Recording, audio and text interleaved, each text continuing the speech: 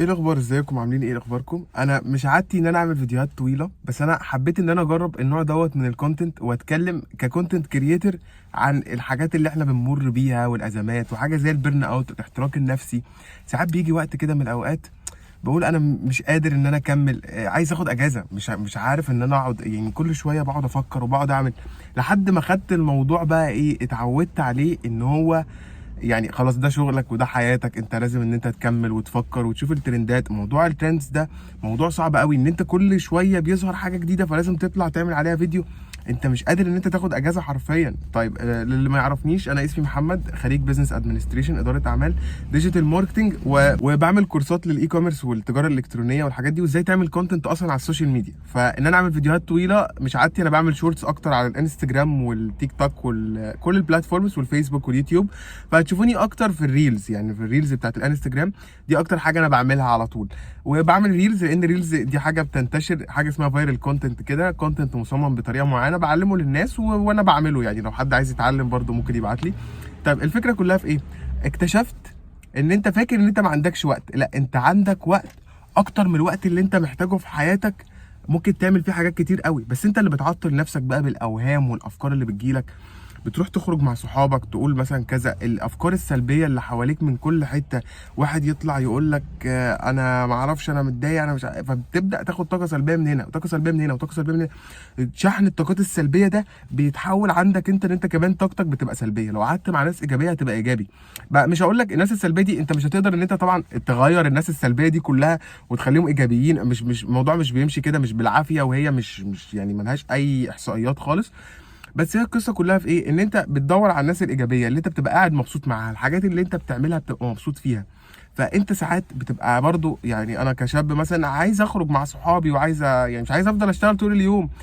فساعات بقعد افكر بقول ايه، طب ابطل؟ لا طبعا، يعني مش هبطل اكيد. بقعد ساعات افكر، اقعد اقول ايه، يعني ما اخرجش واقعد، لا انا عايز انظم وقتي. اكتشفت ان انت عندك وقت اكتر من الوقت اللي انت محتاجه لتعلم اي حاجه. انت لو انت فاست ليرنر او انت مش فاست ليرنر وعايز تتعلم حاجه، فعلا مش هتاخد 10 دقايق ان انت تبحث عنها وتعمل سيرش على جوجل، على اي بلاتفورم. انت النت فاتح لك كل حاجه، انت اللي بتكسل ان انت تعمل كده. دور على الحاجات دي، جمع المعلومات اللي تفيدك، جمع معلومات في اي حاجه، لو حتى حاجه انت مش يعني مش عايزها دلوقتي، بعدين عايزها، جمع فيها معلومه. لو جت فكره في دماغك اعملها. هات ايديا بانك واكتب فيها افكارك، اكتب في كراسه كل الافكار اللي انت عايز تعملها. ما تقعدش تحط في دماغك افكار سلبيه وحاجات غلط وبتاع. اطلع بره المود ده. ساعات الواحد بيبقى متضايق، كل الناس عندها مشاكل، مفيش حد حياته ستيبل بنسبه 100%. لازم هتقابل مشاكل في حياتك، هتحاول ان انت تحلها.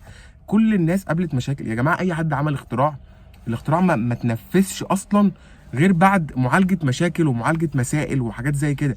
فانت بتبحث وبتدور، وحاجه ما نفعتش بتدور حاجه تانية، حاجه ما نفعتش بتدور على حاجه تانية تنفع.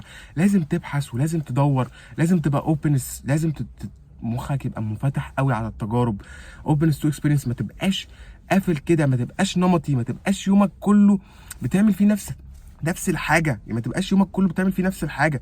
ده مش صح ليك. انت لازم انت تدور، لازم انت تخرج، لازم انت تتحرك، لازم انت تشوف ناس، لازم انت تجرب تقعد مع ناس جديده، جرب تعمل حاجات جديده. جرب تروح تلعب تنس لو ما بتعرفش تلعب تنس، جرب تلعب باسكت بول لو ما بتعرفش تلعب باسكت بول، جرب تروح تشوف الترندز. البادل، انا ما بعرفش العب بادل وما بحبش البادل، واصحابي ضغطوا عليا ورحت عادي وجربته.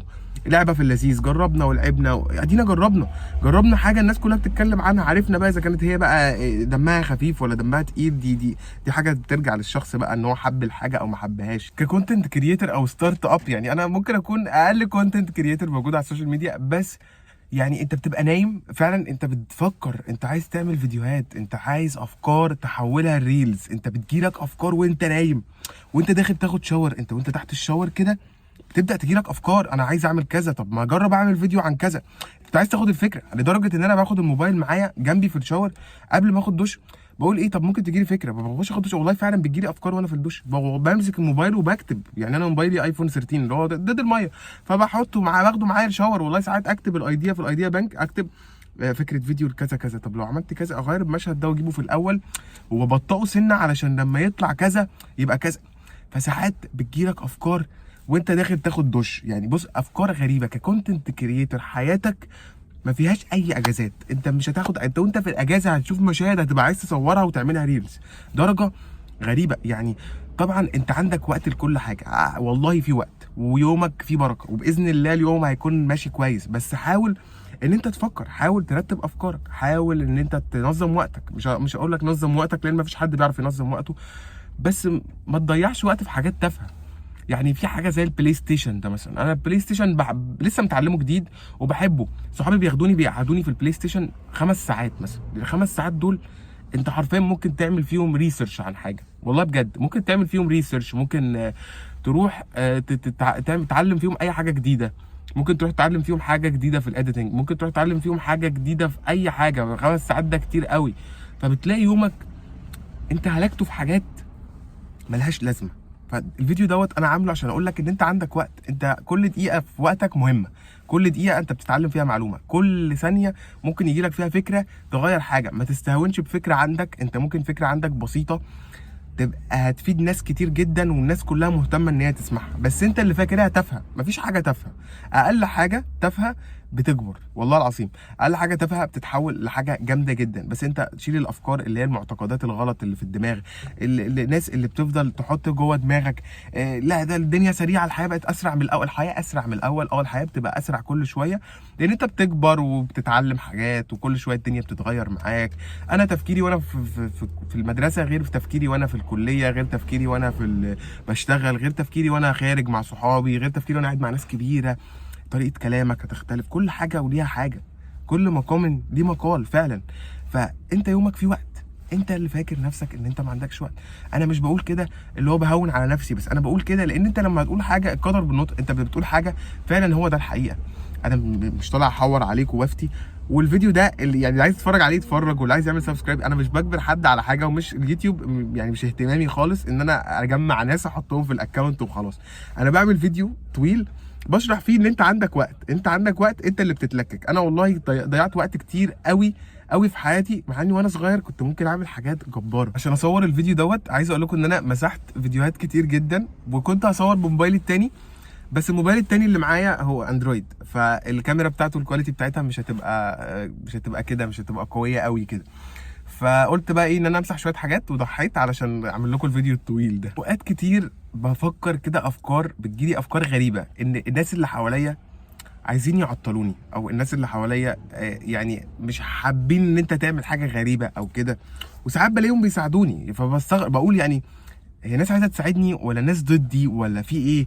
فقعدت افكر مع نفسي، قلت لا، هو الناس مش ضدك، بس انت الناس اتعودت ان انت قاعد معاهم على طول وبتخرج معاهم على طول ومعاهم في كل حته. ففجاه انت جيت، انت عزلت نفسك خالص عشان تعمل كونتنت وعشان تعمل حاجات وتفكر وتذاكر وتركز.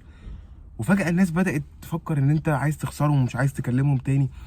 فبتضايق من الحاجات ديت، يعني افكار ساعات بتدخل في دماغي. طب انا اصحابي مش عايزين يتعاملوا معايا تاني مثلا، يعني هم اتضايقوا مثلا مني؟ لا، هم مش كده. انا بقى لما فكرت بقى في الموضوع، هو الحوار مش كده. الحوار ان الناس عايزاك تبقى مهتم بيها زي ما هم مهتمين بيك. يعني انت تبقى مهتم بيهم زي ما هم مثلا بيكلموك ويتصلوا ويسالوا عليك، انت كمان تتصل وتسال عليهم. لان هم مش الطبيعي ان حد يفضل يتصل بيك على طول يقول لك انت فين، انا عايز اقابلك، انت فين، انا عايز اقابلك، انت فين. انا فعلا انا بعتذر لهم والله، ساعات بقول لهم يا جماعه غصب عني، واقسم بالله انا ملهي جدا في الدنيا ومعلش ومشاغل. بس بتيجي في الوقت من الاوقات تقول طب ما انزل بقى وخلاص، بس بتبقى خايف برضو تبوظ شغلك من الناحيه التانيه. فالدنيا التركيبه بتاعت الوقت دي تركيبه يعني صعب فهمها جدا، صعب ان انت تفهم قيمه الوقت. قيمه الوقت ده يعني انت يومك المفروض تصحى الصبح، بلاش سهر، بلاش السهر ده حاجه بتدمر العقل. كل الجرائم بتحصل بالليل، يعني الافكار الشيطانيه والافكار الوحشه كلها بتيجي بالليل. مفيش الصبح ده من الصعب ان تلاقي مثلا جريمه كذا حصلت الصبح، معظم الجرائم بتبقى بالليل، فاهمين يعني؟ الموضوع بتاع الليل ده، السهر ده مش حلو.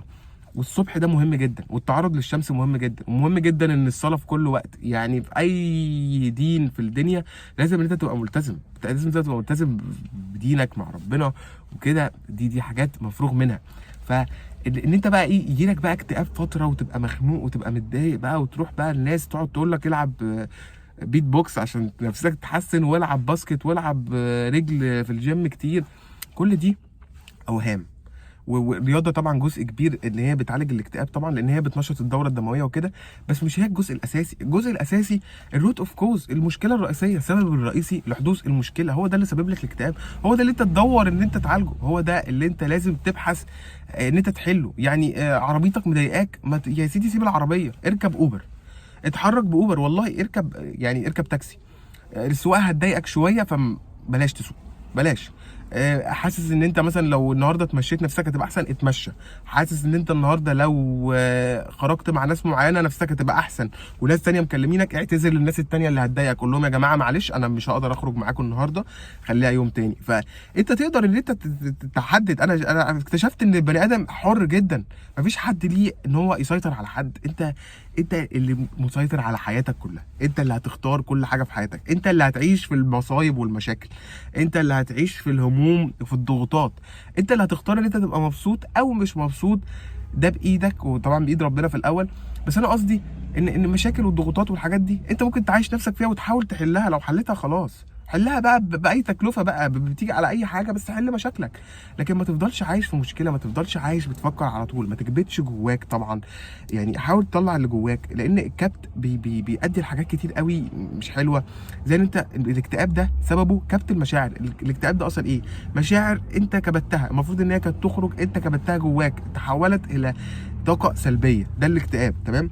حاجه تانية، هتبدا بقى ان انت تشوف كوابيس بالليل. الكوابيس اللي بالليل دي برضو بسبب ان انت بتكتم جواك، انت بتروح تنام وكلك طاقه سلبيه من الضغوطات والافكار، وتنام بتفكر وماسك الموبايل مش عايز تسيبه، فبتلاقي نفسك ضغوطات رهيبه يعني عايش فيها، وانت في غنى عنها شديد جدا لمشاكل لا تعنيك في اي شيء مش بتاعتك اصلا. يعني انا اكتر واحد، سواء اللي بيشوف الفيديو يعرفني او ما يعرفنيش، كنت باجي على نفسي عشان الناس جدا، بوقف حالي. لو عندي امتحان ممكن انزل مع صحابي، كنت كده. اكتشفت ان انا غلطان، وده طبعا لازم تبقى جدع، لازم تبقى كويس، بس انا جيت على نفسي كتير قوي علشان صحابي. هو ناس تستاهل طبعا، مفيش حد بعمل له حاجه ما يستاهلش، الناس دي تستاهل، بس ما كانش المفروض ان انت مثلا تيجي على نفسك للحظه، ان انت تعطل نفسك، تسيب اهلك وهم خارجين عشان تقعد تستنى واحد صاحبك جاي له فلوس وهو مش موجود ومسافر بره. قصص كنت باجي على نفسي كتير. حد عايز عربيه اقول له خد عربيتي روح بيها، عايز اخد عربيه حد يعني احس ان هو مقريف مني. لا الدنيا مش كده. انت لو فهمت الحوار، هي الحياه مش دمها مش خفيف طبعا، انت بقى تخليها دمها خفيف بقى باختياراتك للناس اللي انت هتعيش معاها وتصاحبها، بالافكار اللي هيحطوها في دماغك وانت صغير، الكلام ده كله هو ده اللي بيغير التفكير. ده كان فيديو هو طويل شويه، بس فيديو ايه ممكن يكون مفيد للي عايز يكمله، يعني اللي وصل الحته دي وكمل انت استفدت بجد.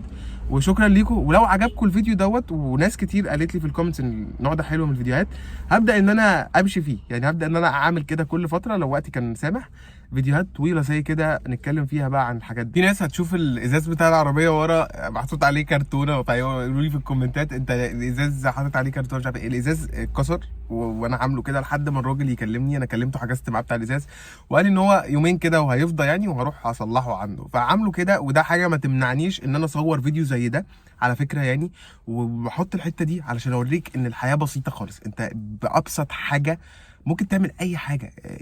افكار بقى غلط بقى لازم كل حاجه تبقى بيرفكت، كل حاجه تبقى واو. على فكره لو انت الشخص اللي بتدور على كل حاجه بيرفكت، ففي الاغلب انت مش هتعرف تعمل حاجه خالص، وهتخاف ان انت تغامر مغامره بسيطه علشان انت خايف ان هي ما تبقاش مكتمله او ما تبقاش بيرفكت 100%. وده يعني عادي جدا ان يحصل، ان مش كل حاجه تبقى بيرفكت. انت مش طالع بتعمل حاجه ذريه، يعني انت بتعمل حاجات عاديه خالص.